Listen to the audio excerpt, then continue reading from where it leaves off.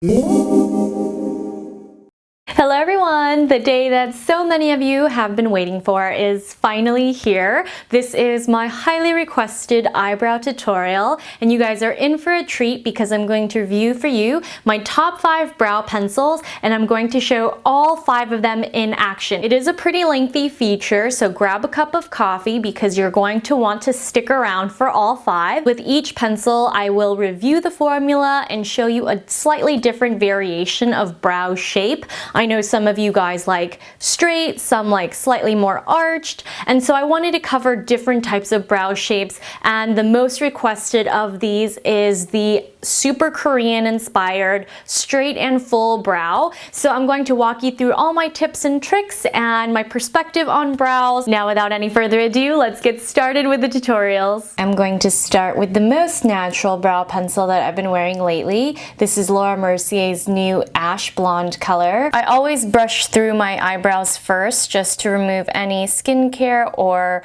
makeup residue. Clearly I'm only wearing skincare here, no makeup, no concealer. So I'm going to start with strokes down here. Basically, this is to show you guys my favorite brow pencil formulas in action. That way you can decide for yourself which one you like. This Laura pencil is actually a softer formula. I really absolutely love this ash blonde color. It provides just the right amount of definition, and it really doesn't need too much blending. I think the new spoolie that she designed is perfect. It's a touch more difficult to get it really even along my sparse spots, like right here, just because it's so noticeable there. But you know, sometimes people like patchiness because it makes the brows look a lot more natural.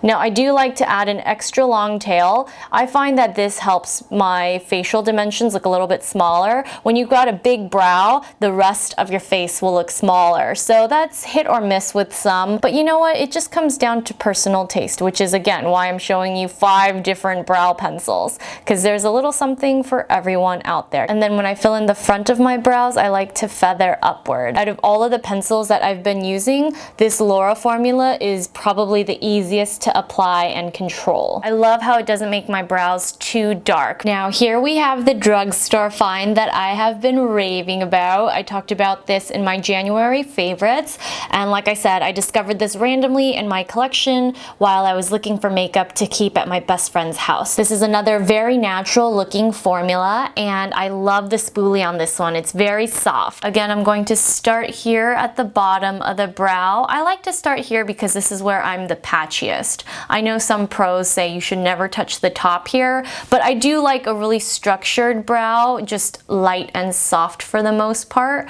It's just personal preference. Again, everything is personal preference. This one is harder to draw the tail with, I find. So in that way, the Laura's a little bit more user-friendly, but I think the boots just looks and feels so natural. It's not quite as creamy. It has just a touch more powder, but I think that works really well for me. Again, I just want to show you the true nature of the application with these, since most of the time you only see my brows fully done. I haven't talked about styling my brows or filling them in a while, and I know a lot of you have been curious as to how I do it exactly. And really, my brows look different all the time. I'm sure those of you who have watched my videos regularly have seen that trend. I do like to keep them straighter, but because I like a slight arch, that's why I've been drawing out the tail a little bit longer. That way I can control how much lift I get with my brow shape. The next one I'll do something a little bit straighter.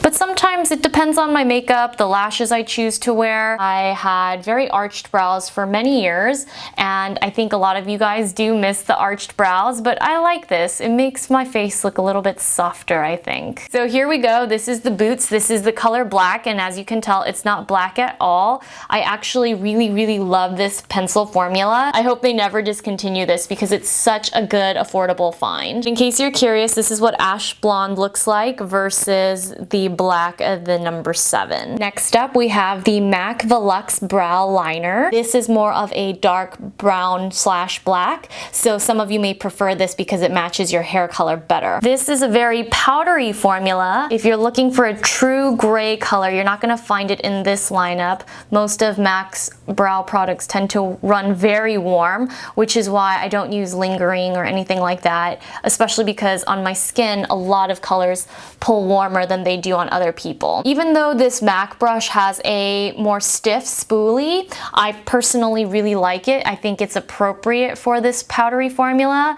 This is probably most similar to Schumacher's Hard 9, and honestly, I love Schumacher's Hard 9, but it works best when it is sharpened into the sword shape, and you can't have that done here in the US. So that's why I'm not going to feature it in this video. It's still really good. I still adore it. I think it's a great dry formula. I think that this Mack pencil is equally as good and probably just a little bit cheaper. I'm just going to push a little bit harder, add a touch more pressure to show you how pigmented this can become, and when it's sharpened freshly it works better.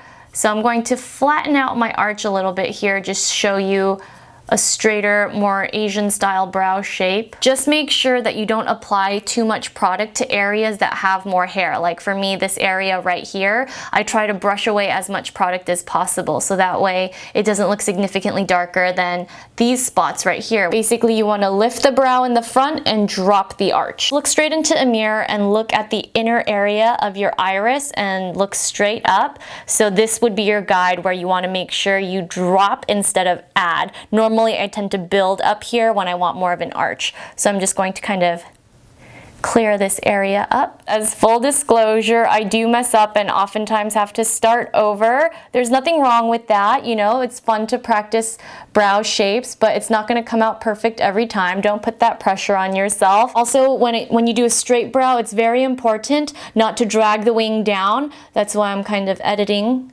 what I'm doing here and pulling straight out towards my hairline. It's a lot of trial and error, a lot of blending, especially because I don't have this brow shape naturally. I'll show you this brow shape again with Burberry's pencil. I think it works a little bit better because there's a touch more wax in it. So here is a slightly straighter shape. Moving on to my favorite, which is Burberry's Effortless Brow Definer Pencil in Ebony. This is number 5. I also use the Barley shade, but I think now that I have the Laura Mercier Ash Blonde, I probably won't be using Barley quite as much. I love Ebony because it's super easy to create whatever shape I want. It's really easy to manipulate this pencil because it has a very, very pigmented, rich formula. It's long lasting, but it's not too waxy. So I'm just going to show you again another straight brow shape. And normally if I want to go somewhat straight, not super straight, I'll start like this. And I'm being very gentle with the pencil formula here because it normally is much more pigmented. I do go back and forth with this one and blend out as best as I can. It doesn't get clumpy necessarily, but because it is a heavier formula, I don't want really big patchy looking spots. So that's why I like to go and use the spoolie as often as I need to. Here I'm going to start with the tail. I just want to show you different ways. You don't have to approach it from front to back. You can start with the back and move forward. So see how much darker it is? I don't really have to try to build it up. It's just so rich on its own. That's why it's easy to go overboard with this one. Sometimes my brows come out too dark. I'm like, darn it, I have to start over because I can't walk out in public like that. On camera, it actually tends to look a lot nicer and it works really well to help frame my big choice of lashes more. However, I think in real life it looks a little too much. So that's why I try to use more natural formulas when I'm not filming. So here we go. Then as you can see, I'm just feathering it. I don't like to use too much because again, it's gonna look really heavy. Sometimes it's good to mix it up based on whatever formula you're using. You don't have to use the same technique for each product. And some of you might be thinking your brow doesn't look dark at all from here, but in real life I promise it's a lot darker than it looks on camera. I'm just going to make the brow look a little bit fuller. So this is straight and full. With the Mack pencil I tried to show you just a straight shape. Now I'm going to fill it out. And in this instance I find it very helpful to use the backward stroke. And of course you can always feel free to layer your products with waxes, pomades, you know, powders, but I prefer to just stick to one product. That is my full straight brow. I could probably carve out this area here to make it look extra flat, but you know what guys, I just find that these days it's not even about the time. I just like my brows to look a little bit more natural, you know? This is what makes me happy when I want to have a big, bold, dark brow. This is my latest discovery. This is the Estee Lauder 3-in-1 brow tool. It's called the Multitasker, which is just a fancy way of saying it's a brow pencil. Out of the 5 featured, I feel like this and the Mack spoolie are the stiffest. This one has an interesting shape just like Burberry's, and it's also black and very rich, a slightly heavier formula. I like to use a super gentle hand here because it works so well to fill in sparse spots, even with a stroking motion like this. I find this one very, very impressive. Estee Lauder, great job. I'll just use the spoolie for the sake of this video just because I want you to see that it does blend in the product pretty well, but just when I'm wearing base makeup, I wouldn't use it. I think the reason why I love this Estee Lauder pencil so much is because it's a little bit more precise than the Burberry or any other pencils that I use unless they're freshly sharpened, because this one comes to a triangular point that I really like. Using the top point, I can actually fill in sparse spots better than I would with the Burberry. The only warning that I have for you regarding this particular formula is not to use too much and to make sure you constantly remember to blend it out, because if you don't, your brows may look a little clumpy. Overall though, I would say it's a spectacular formula. I think out of all the pencils that I use, this one by far makes my brows look the most even. I'm glad I was able to show you all of these pencils in action. I hope you enjoyed it, but I'm also going to go over tools that I use for tweezing, trimming, and just in general maintaining my brow shape since I do it myself. So let's go over those next. I wanted to show you the most important tool in my brow grooming arsenal first, and this is a Simple Human sensor mirror. This is the largest version, and I just happen to like this one because I find that I can see my whole face as well as my brow. To be honest, I don't think it's necessary to get really close because sometimes you can overpluck that way. I've bought one for every single woman in my family and everyone loves it. I think it's a great gift, and I'm really not quick to say that gadgets are beauty essentials, but this one is very important and very useful. Now here's a little tweezer talk. I was pretty dedicated to Tweezerman for a while, but I find that their tweezers dull so quickly, and I know you can send them back, but honestly that's too much work for me. So I used Anastasia's brow tweezer for a long time, and then I switched over to Damone Roberts, and this is a super sharp, amazing tweezer. You can buy it on Amazon. He has his own boutique in Beverly Hills, and I've actually met him in person. He's a really nice man, and he is good with brows, so I love his tools. I think they are some of the best, and that's why I wanted to talk to you about his incredible scissor. And more than tweezing, I actually find that with a straight brow shape, it's very important to trim your brow hairs, not just tweeze. So especially if you're trying to grow them out and get a little fuller, try trimming, and his scissors are the best. They're ultra sharp, ultra precise. I can't live without these, and I also use them to trim my false lashes. And last but not least for the tools, I have my Laura Mercier pencil sharpener. I used to use Urban Decay and a few other brands,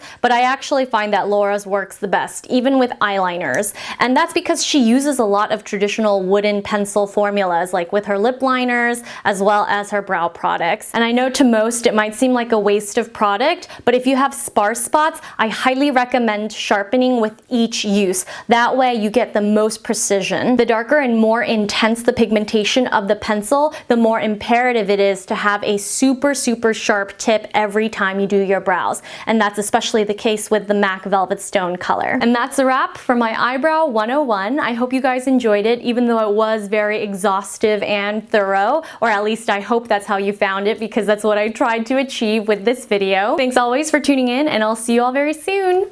Bye!